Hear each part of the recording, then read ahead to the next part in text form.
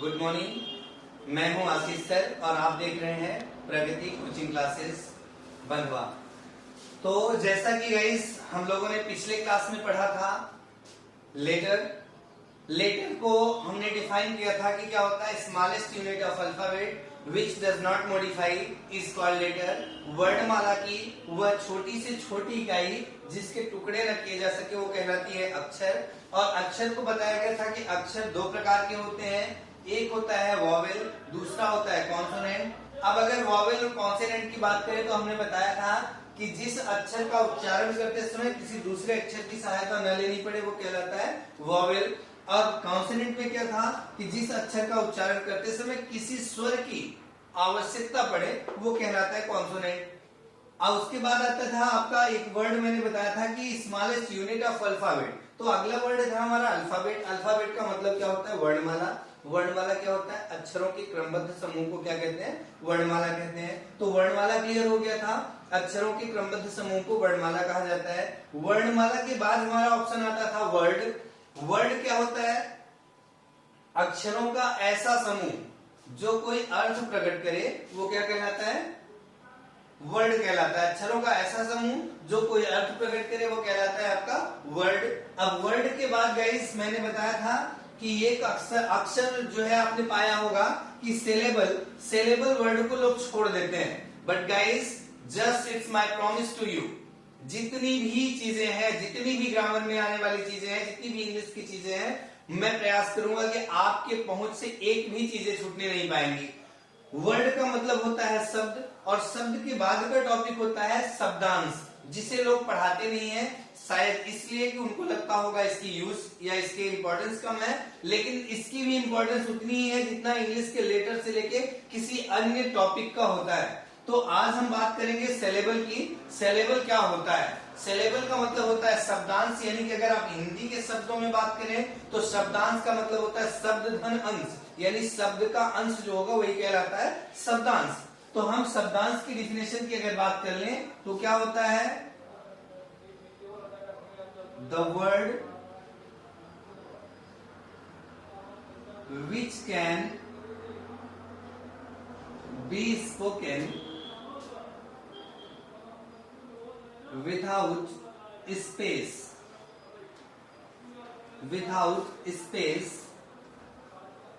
is called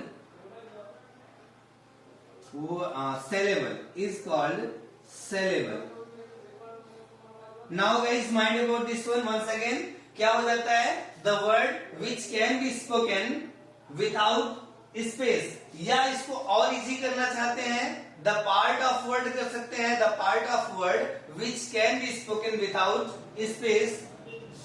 the part of word, इसको हम और नॉर्मल कर सकते हैं तो यहां संशोधन कर सकते हैं the parts of word which can be spoken without space is called syllable. मतलब शब्द का जितना भाग, एकदम क्लियरली समझिएगा, शब्द का जितना भाग बिना रुके बोला जाए वो कहलाता है शब्दांश।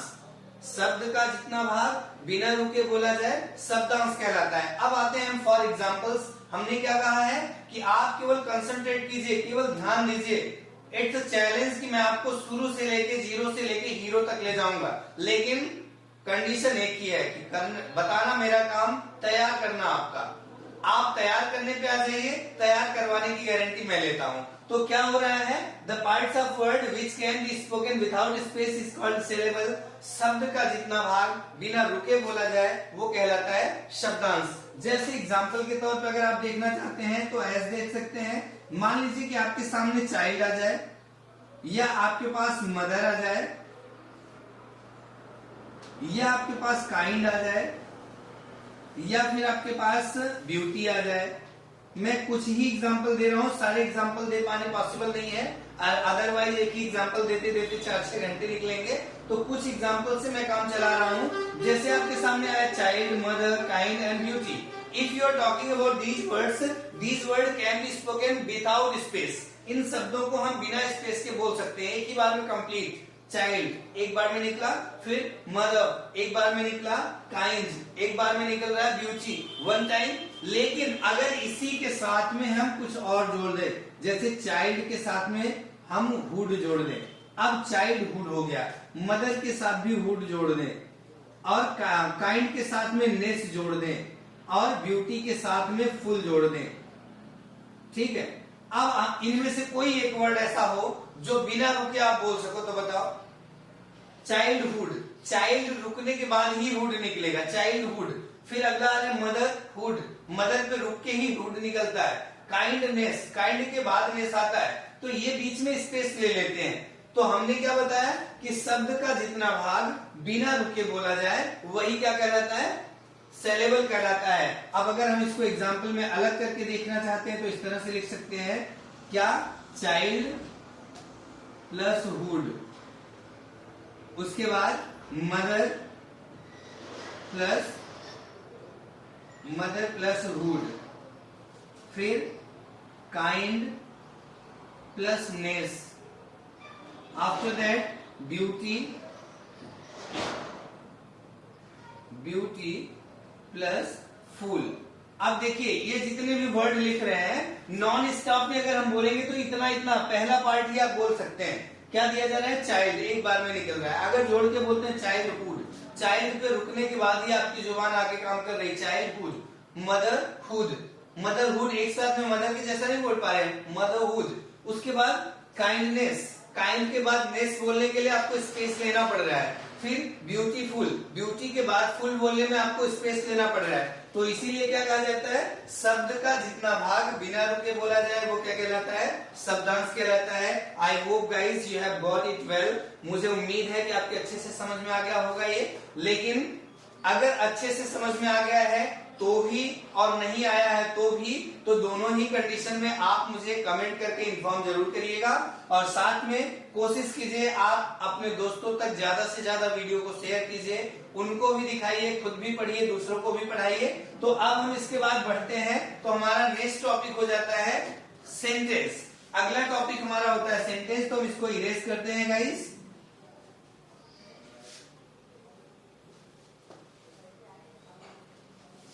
चलिए, कभी भी सेंटेंस हो या कोई भी सिलेबस, सबसे इंपॉर्टेंट चीज है कि आपको उबना नहीं है, पढ़ाई से उबना नहीं है आपको। अगर आप पढ़ाई से उबेंगे तो डेफिनेटली आपका मन नहीं लगेगा कि अब यार बोरिंग लग रही है। कम पढ़ो, लेकिन जितनी देर पढ़ो completely your concentration must be on your topic. जब भी आप पढ़ना शुरू करो, जब भी अपना कंसंट्रेशन करो, आप 4 घंटे दिखावे के लिए कॉपी खोल के बैठो, कोई मतलब नहीं निकलता। 4 घंटे की जगह आप 40 मिनट बैठो, लेकिन उस 40 मिनट में आपका कमांड होना चाहिए कि your brain power must be your control to no go out of limits. इसमें कोई अबाड़ कबाड़ की चीजें उस वक्त 40 मिनट तक नहीं आनी चाहिए जितने समय आप पढ़ाई कर रहे हो। जब पढ़ने पर आपका ध्यान हो तो आपको कंप्लीट फोकस सिर्फ अपनी स्टडी पे करना है। तो सेंटेंस की बात करते हैं, तो सेंटेंस का मतलब होता है गाइस वाक्य। अब आते हैं हम अपने वाक्य की तरफ। वाक्य किसे कहते हैं? अगर वाक्य की बात की जाए तो वाक्य कहते किसे हैं? तो वाक्य क्या होता है, कुछ लोग डायरेक्टली बता देते हैं, शब्दों के समूह को वाक्य कहते हैं। शब्दों का उल्टा पुल्टा समूह भी बनता है। अब उल्टा पुल्टा समूह जो बन जाएगा तो क्या वो वाक्य होगा? आगे का पीछे, पीछे का बीच में, बीच में का लास्ट में। तो ऐसे वर्ड जो होंगे उनको हम वाक्य नहीं बोल सकते। वाक्य बोलने के लिए हमें क्या करना है, एक मीनिंगफुल वाक्य बनाना है। क्या कह सकते हैं? A group of word which gives a complete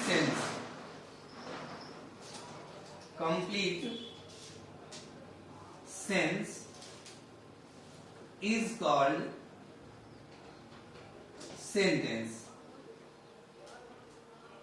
Guys, just mind once again here, a group of word which gives, या gives की जगह makes भी कर सकते हैं, which makes complete sense। आप इस पे कंफ्यूज मत होइएगा कि आपने पहले कभी इस पे पढ़ा था gives की जगह makes था, तो यहाँ पे gives क्यों हो रहा है। तो आप gives या makes दोनों में से कोई एक वर्ड यूज कर सकते हैं। कह रहे हैं कि a group of word which makes a complete sense is called sentence।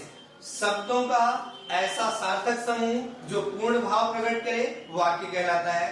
शब्दों का ऐसा सार्थक समूह जो पूर्ण भाव प्रकट करे वाक्य कहलाता है। अभी जैसे मैंने कहा था कि नॉर्मली लोग बोल देते हैं, कुछ लोग बोल लेते हैं कि शब्दों के समूह को वाक्य कहते हैं। तो देखिए हम थोड़ा सा आपको उसी तरीके का कुछ एग्जाम्पल देते हैं। जैसे मान लीजिए अगर आपके सामने आ जाए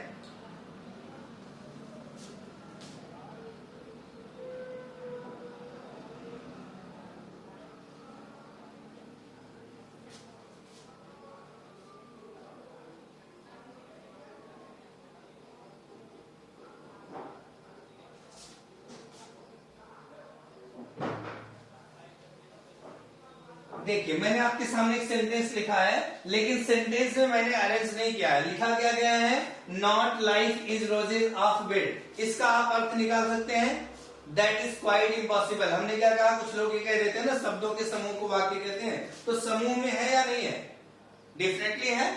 समूह ही के साथ में आ रहा है 1 2 3 4 5 6 छह वर्ड आपके साथ साथ हैं, लेकिन सेंस नहीं दे रहा है। और हमने डेफिनेशन क्या लिखा है, a group of word which gives a complete sense is called sentence.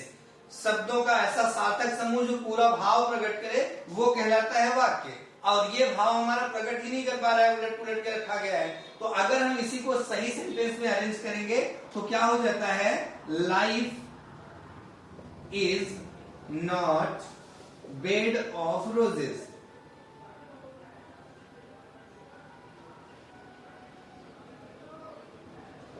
ठीक है, सेंटेंस हो गया कि life is not bed of roses. अब मैं इसको इरेज कर देता हूं, नहीं तो आप कंफ्यूज रहेंगे। क्या हो गया आपके सामने, life is not bed of roses, यानी कि इसका अर्थ निकल के आता है कि जीवन फूलों का सेज नहीं है। इट मींस कहते हैं ना life is full of struggle. तो life is full of struggle है, इसीलिए बताया जा रहा है कि जीवन फूलों का सेज नहीं है, आसान नहीं है। जीवन आसान नहीं है, जीवन संघर्षमय है। तो जीवन संघर्षमय हम कह सकते हैं life is full of struggle.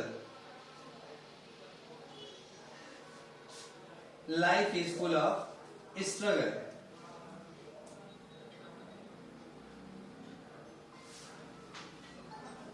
ठीक है guys, now just mind about this one. कह रहे हैं life is full of struggle, जीवन संघर्ष में है, जीवन संघर्ष से भरा हुआ है। तो डेफिनेटली आपको संघर्ष करना है, कामयाब होना है। It means somebody has spoken, लक्ष्य न ओझल होने पाए, कदम मिला के चल और सफलता तेरे कदम चूमेगी आज नहीं तो कल। And it is quite possible when you will be full of struggle. जब आप संघर्ष युक्त होंगे, संघर्ष से भरे होंगे, जोश युक्त होंगे, तो डेफिनेटली आप कुछ कर सकते हैं। लेकिन कंडीशन क्या है कि you have to be curious for this one. इस चीज के लिए आपको इच्छुक होना होगा, ईगर होना पड़ेगा। जब आप एक्साइट होंगे कि नहीं I have to do this one, कभी भी आपको कोई रोकने का प्रयास करे कि आपसे ये नहीं होगा, उससे दुगने जोश से करने का प्रयास करो। होगा क्यों नहीं, अगर कोई कर सकता है तो आप क्यों नहीं कर सकते हैं। ओके गाइस, तो ये था आपके सेंटेंस का definition. Now just mind about another step. दूसरे स्टेप की तरफ हम चलते हैं। सेंटेंस तो आपने पढ़ लिया, अब इस सेंटेंस में काफी कुछ अलग अलग चीजें आती हैं। Only definition is not sufficient for the sentence. Sentence has two different mode. First part of sentence and second kinds of sentence. अब अगर हम सेंटेंस की ही बात करें तो सेंटेंस में दो स्टेप आते हैं। एक तो होता है सेंटेंस के भाग और दूसरा होता है सेंटेंस के प्रकार। वाक्य के भाग और वाक्य के प्रकार, दो अलग अलग स्टेप आपके सामने आते हैं। तो अगर हम वाक्य के भाग और वाक्य के प्रकार की बात करें तो अब हम दोनों को पढ़ के फिर आगे बढ़ेंगे। तो हम इस डिफिनेशन को यहां से मूव करते हैं। अब आते हैं हम लोग अपने पार्ट ऑफ सेंटेंस में। अगली हेडिंग हम बनाते हैं पार्ट्स ऑफ सेंटेंस। इसको आप देख सकते हैं, अगर हम कह लें कि parts of sentence, parts of sentence, parts of sentence की बात करें तो there are two parts of sentence. Parts of sentence. Guys, just mind about this one. Sentence के दो भाग होते हैं। There are two parts of sentence. Sentence के दो भाग होते हैं। First is called the subject. First को हम बोलते हैं subject और second को बोलते हैं predicate. Predicate. Now just mind about these two, subject and predicate. If we are talking about subject and predicate, then what is subject and what is predicate? अगर दोनों की बात की जाए तो ये subject क्या है, predicate क्या है, अगर जानना हो तो मोस्टली माइंड कीजिए कि हम एकदम शॉर्ट में एकदम छोटे से संक्षिप्त वर्डों में बता सकते हैं कि subject is that who is working in the sentence. जो सेंटेंस में काम करने वाला होता है उसी को हम क्या कहते हैं, कर्ता कहते हैं। काम करने वाले को कर्ता कहा जाता है। In other words we can say that क्रिया का प्रभाव जिस पर व्यक्त हो या क्रिया के द्वारा जिसको प्रधानता दी जाए वही क्या कहलाता है, कर्ता कहलाता है। और उसके बाद आता है हमारा प्रेडिकेट। प्रेडिकेट मतलब होता है विधेय। विधेय का मतलब होता है कि कर्ता को छोड़कर वाक्य में जो कुछ भी आता है वो सारी चीजें आपकी क्या कहलाती है, प्रेडिकेट कहलाती है। सब्जेक्ट एंड प्रेडिकेट दो अलग अलग टॉपिक हो गए। पहला हो गया कर्ता और दूसरा हो गया विधेय। तो काम के करने वाले को, जैसे भी मैं आपको पढ़ा रहा हूं तो काम कौन कर रहा है, मैं कर रहा हूं, तो मैं क्या हो गया, कर्ता। अब उसके अलावा जो कुछ भी मैं पढ़ा रहा हूं, जो भी बोल रहा हूं, वो सारी चीजें क्या आ जाएंगी, आपकी प्रेडिकेट हो जाएंगी। तो काम के करने वाले को क्या कहते हैं, कर्ता कहते हैं। और काम के करने वाले को छोड़ करके जो कुछ आ जाए वो क्या होता है, प्रेडिकेट होता है। तो नॉर्मली डिफाइन करने के लिए इतना सा ही पर्याप्त है कि काम के करने वाले को हम क्या कहते हैं, कर्ता कहते हैं। लेकिन इसके भी सस्पेंस है। ये जो छोटा सा वर्ड आपने लिखा है subject, this has also much more confusion as subject के भी दो भाग होते हैं। शायद आपने पढ़ा हो तो सब्जेक्ट के दो भाग होते हैं। एक तो होता है क्वालिफायर, इसको बोलते हैं क्वालिफायर, और सेकंड होता है हेड वर्ड। हेड वर्ड, ठीक है, या हेड वर्ड नहीं कहना चाहते हो तो आप कह सकते हैं मेन वर्ड, ठीक है, हेड वर्ड या फिर मेन वर्ड। अब इन चीजों को ध्यान दीजिएगा। Head word means the name of subject. Subject का नाम जो होता है उसे हम कहते हैं हेड वर्ड। जैसे मैं, तुम, हम, वे, राम, श्याम, यानी कि कुछ भी जो नाम के रूप में आए, जिसके टुकड़े न किए जा सके, वही क्या कहलाता है, आपका हेड वर्ड कहलाता है। उसी को हम क्या कहते हैं, मुख्य कर्ता कहते हैं। तो नाउ अगर इसके टुकड़े नहीं हो सकते हैं, इसको डिवाइड नहीं कर सकते, तो सिंपल सी बात है कि इसके कोई पार्ट नहीं होने वाले हैं। There is no part of head word. Head word के कोई पार्ट नहीं होने वाले हैं। तो क्वालिफायर क्या होता है, ये जो आपके सामने आ गया क्वालिफायर। What is qualifier? तो qualifier is that word which is going to use just before of head word. Head word से ठीक पहले जो कोई एक शब्द आता है या एक अक्षर आता है, उसी को हम क्या कहते हैं, क्वालिफायर कहते हैं। मुख्य कर्ता से ठीक पहले जब कोई एक शब्द आ जाए, उसी को हम क्या कहेंगे, क्वालिफायर कहते हैं। तो is that clear? I hope कि समझ में आ गया होगा। चलिए, हेड वर्ड के हमने बताया कि कोई पार्ट नहीं होते हैं। अब आते हैं किसकी तरफ, क्वालिफायर के। क्वालिफायर के भी पार्ट होते हैं। ये जितना नॉर्मल सा दिख रहा है सब्जेक्ट, इतना नॉर्मल है नहीं भाई। ये इतना छोटा सा दिखने में था। वो गांव में कहावत है ना कि देखने में छोटे लगे घाव करे गंभीर। तो ये घाव करने वाला है, एकदम छोटा सा वर्ड। काम करने वाले को कर्ता कहते हैं। उसके दो भाग हो गए, क्वालिफायर और हेड वर्ड। तो हेड वर्ड के कोई पार्ट नहीं होते, जबकि इसके पार्ट होते हैं। क्वालिफायर के पार्ट होते हैं। अब क्वालिफायर के तीन पार्ट होते हैं। पहला हो जाता है डिटरमिनर, डिटरमिनर, ठीक है, और दूसरा हो जाता है आपका एडजेक्टिव, तीसरा हो जाता है आपका एडजेक्टिवल फ्रेज, फ्रेज। अब गाइस इतने को गेस कीजिए, इतना लंबा ग्राफ आपके सामने बन के आ रहा है। सब्जेक्ट, सब्जेक्ट के दो भाग होते हैं, क्वालिफायर और हेड वर्ड, सॉरी, क्वालिफायर और हेड वर्ड। हेड वर्ड के कोई पार्ट नहीं होते हैं, लेकिन क्वालिफायर के तीन पार्ट होते हैं। पहला होता है डिटरमिनर, एडजेक्टिव और एडजेक्टिवल फ्रेज। देखिए इंग्लिश से लोग इतना हॉरिबल होते हैं ना, इतना डरे होते हैं, यार अंग्रेजों की भाषा। अरे अंग्रेजों की भाषा तूफान है क्या भाई? दैट इज नथिंग, कुछ भी नहीं है। बस दिमाग में आप अपने सेट करो कि अगर ये थोड़ी सी कठिन है तो थोड़ा सा मन से पढ़ना है और इसको इतना इजी बनाना है कि it must be easier than other. इसको दूसरे लैंग्वेज से कहीं ज्यादा सरल करना है हमको, और होगा। अगर आप केवल उतना करते जाइए जितना मैं आपको बता रहा हूं, सिर्फ उतना करते जाइए, आपको इंग्लिश सबसे आसान भाषा लगेगी। तो आपको हमने बताया कि सब्जेक्ट के दो पार्ट होते हैं, क्वालिफायर और हेड वर्ड। हेड वर्ड के कोई पार्ट नहीं होते, जबकि क्वालिफायर के तीन पार्ट होते हैं। पहला होता है डिटरमिनर, दूसरा होता है एडजेक्टिव, तीसरा होता है adjectival phrase. Determiner and qualifier the same is, दोनों का हम सेम कह सकते हैं कि जब मुख्य कर्ता से पहले केवल एक शब्द आ जाए तो उसे हम क्वालिफायर कहते हैं, और वही क्वालिफायर का काम करता है डिटरमिनर। एडजेक्टिव और एडजेक्टिवल फ्रेज की अगर बात करेंगे तो हम पार्ट्स ऑफ स्पीच में पढ़ेंगे, यहां ज्यादा डिफाइन करेंगे तो सेंटेंस बोर करेगा, इसलिए इसको यहाँ पे छोड़ेंगे।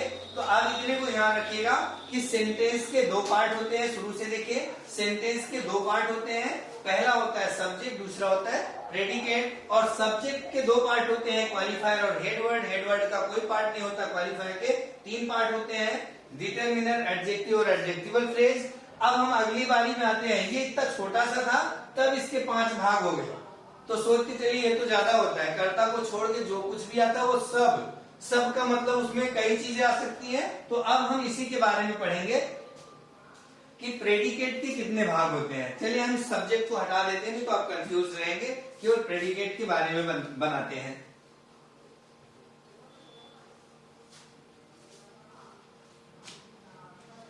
अब प्रेडिकेट की अगर बात कर ली जाए तो प्रेडिकेट के 3 पार्ट्स होते हैं। पहला हो जाता है वर्ब, दूसरा हो जाता है आपका ऑब्जेक्ट,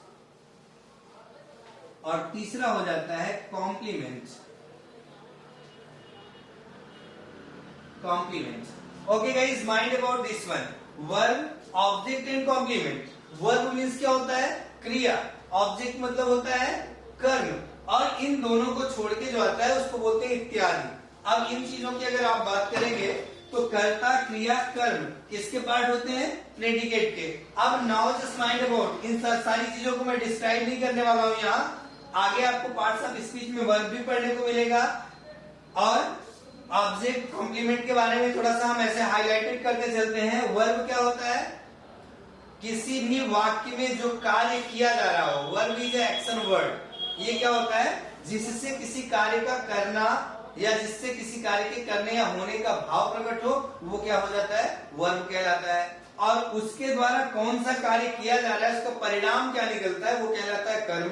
बाकी इन दोनों को छोड़ने के बाद जो कुछ भी आता है होता है complement. If we are talking about these three, तो they have a much more parts. Like अगर वर्ब को बात करें तो वर्ब के अलग अलग पार्ट्स हैं। वर्ब 4 प्रकार के होते हैं, transitive verb, intransitive verb, linking verb और ऑक्सिलरी वर्ब। ऑक्सिलरी वर्ब को हेल्पिंग वर्ब भी बोलते हैं। तो ये हो गया आपके वर्ब का पार्ट।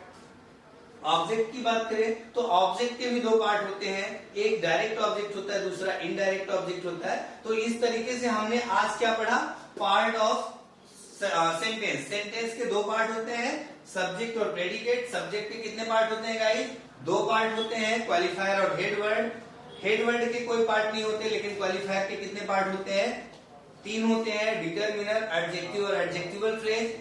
जबकि प्रेडिकेट के आपके पास 3 पार्ट होते हैं, वर्ब, ऑब्जेक्ट और कॉम्प्लीमेंट। वर्ब की अगर बात करें तो वर्ब के 4 भाग होते हैं, एक होता है ट्रांजिटिव, दूसरा इंट्रांजिटिव, तीसरा लिंकिंग और चौथा हेल्पिंग वर्ब।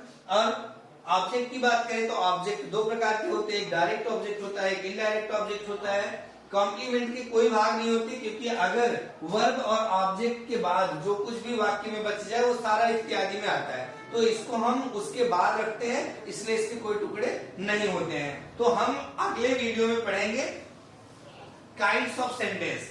तब तक के लिए यहीं पे स्टॉप करते हैं गाइस। लेकिन ध्यान रखिएगा कि ये आपके समझ में तभी आना है जब आप भी कुछ अपनी तरफ से मेहनत करोगे। अगर मेहनत करोगे तो ये आपको मैं इतना आसान करके दूंगा कि जितना आपने कभी सोचा नहीं होगा उतना आसान करके देने वाला हूं। लेकिन you have to do struggle for that. So since then all the best and do your best for getting success. Thank you so much.